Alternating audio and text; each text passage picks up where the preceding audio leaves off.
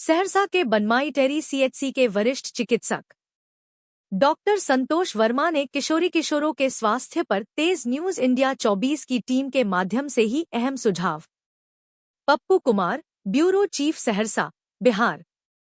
सहरसा के बनमाईठरी से सीएचसी स्वास्थ्य जागरूकता पदाधिकारी डॉक्टर संतोष कुमार वर्मा ने किशोरियों और किशोरों के स्वास्थ्य पर गंभीर चिंता जताई। उन्होंने कहा कि कम उम्र में विवाह और अविवाहित रूप में परिवार को छोड़कर प्रेम विवाह करना बच्चों के बनमाईठरी पीएचसी और हमारे साथ अभी मौजूद हैं युवा सलाहकार और संतोष कुमार वर्मा और इन बच्चों के बारे में विशेष रूप से सलाह देते हैं और यहाँ तक कि महिलाओं को भी सलाह देते हैं और बच्चे जो हैं, जो युवा हैं, युवतियाँ हैं, उनको विशेष रूप से सलाह देते हैं। सर, क्या सब आप सलाह देते हैं यार? देखिए, बनमाईठरी के अंतर्गत नई बिल्डिंग बनी है प्राथमिक स्वास्थ्य केंद्र बनमाईठरी के नाम से। यहाँ पर हमारा पोस्टिंग हुआ 2024 में। खास रूप से हम परिवार नियोजन को देखते थे। इसके बाद जो है युवा क्लिनिक जब ट्रेनिंग देने के बाद युवा क्लिनिक स्टार्ट हुई, तो युवा क्लिनिक कार्यक्रम को भी देखते हैं।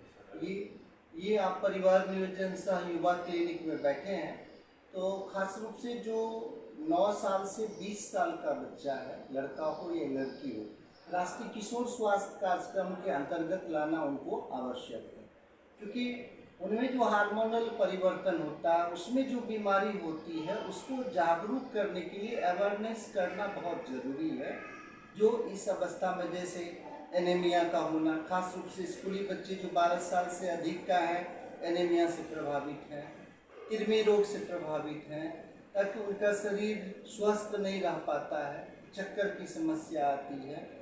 तो इन सभी चीज़ों के बारे में बच्चों को चुप्पी तोड़ो कार्यक्रम, युवा क्लिनिक का खास मकसद है जो किशोर और किशोरी को चुप्पी तोड़ो कार्यक्रम, मतलब उससे इस तरह का ओपन एंडेड क्वेश्चन करना है, पूछना है जो कि उनका रहने का क्या लाइफ स्टाइल है, कैसे वो पढ़ाई करते हैं, किस क्लास में पढ़ाई करते हैं, वो स्नान करते हैं कि नहीं, उनकी नाखून की स्थिति कैसा है, साफ सफाई उनमें रहती है नहीं। खास रूप से लड़कियों में जो मेंस्ट्रुअल साइकिल होता है, तो उसमें माहवारी प्रत्येक माह जो होती है, तो उसमें साफ सफाई पर ध्यान रखने के लिए और बताने के लिए जो किसी तरह की अगर आपको समस्या इसमें होती है तो संकोच नहीं करना है, पूछना है। चुप्पी तोड़ो कार्यक्रम का मकसद यही है।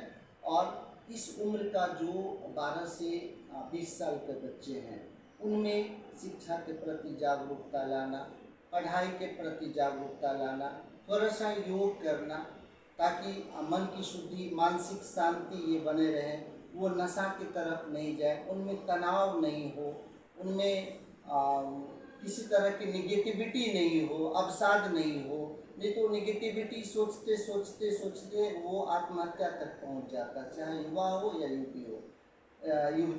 इसका एक ही मकसद होता है, हमको ये करना है। जैसे कम उम्र में हमको देखा गया, जो बनमाईठरी में खास रूप से जो युवती या युवक हैं, कम उम्र में ही चुनाव कर लेते हैं, एक कम ही उम्र में पसंद कर लेते हैं और कहीं दूसरी जगह जाके शादी कर लेते हैं। ऐसे बच्चे जो कम उम्र में शादी करते हैं, तो उनको ये सलाह देना चाहेंगे जो इसकी भी साइड इफेक्ट होती है। आप कम उम्र में शादी करते हैं, कम उम्र में आपको बच्चे होते हैं, जल्दी जल्दी बच्चा होता है, इससे कई तरह की बीमारियां होती है और अंत में गार्जियन को ज़मीन जगह बेच करके उनके स्वास्थ्य पर जो है खर्चा करना पड़ता है। तो इस चीज़ की अवेयरनेस नहीं है। उनको अगर जागरूकता हो जाएगी, नहीं कम उम्र में शादी नहीं करना चाहिए, माँ बनने के लिए कम से कम उम्र 21 साल होना चाहिए और पिता बनने के लिए कम से कम उम्र 25 साल होना चाहिए। तो ये अगर उनमें जानकारी हो जाएगी, तो फिर ये कम उम्र में शादी, कम उम्र में बच्चा का होना और कई गंभीर बीमारियों को आमंत्रण देना, इससे वो बच जाएंगे। तो जागरूकता का अभाव है। तो इस युवा क्लिनिक में खास रूप से जो 9 से 20 साल 19 साल तक का बच्चा, किशोर या किशोरी है, स्वास्थ्य के प्रति, शिक्षा के प्रति जागरूकता जो है देना। जिस तरह से युवा में तकनीकी शिक्षा, शिक्षा का महत्वपूर्ण स्थान है, उसी तरह से स्वास्थ्य में जागरूकता लाना, ताकि आप स्वस्थ कैसे रह सकते हैं। आप दिनचर्या में जब आप शौच के लिए जाते हैं, लेटरिन जाते हैं, तो उस हाथ को अच्छी तरह से धोना, नाखून को साफ रखना, साफ कपड़े का पहनना और स्वस्थ मानसिक रोग से स्वस्थ होने के लिए योग व्यायाम करना, और ताकि किसी तरह का मानसिक विकृति हम में ना हो, इससे बचना, यही मुख्य जागरूकता है। इसके अलावा दूसरा कार्यक्रम है हमारा परिवार नियोजन से संबंधित, जो हमारा टोटल प्रजनन दर है, तो वो अभी इस ब्लॉक का ज़्यादा है, 4.7 है। इसको घटा करके 2.5 करना है। हालांकि 2.5 बिहार में हो चुका है, लेकिन इस ब्लॉक में और इस सहरसा में अभी प्रजनन दर जो है थोड़ा सा पहले की अपेक्षा काफ़ी सुधार हुआ है। तो हम लोगों का ये मकसद है, जो इस परिवार नियोजन में अस्थायी विधि और अस्थायी विधि, दोनों विधि पर ज़्यादा जागरूकता देना।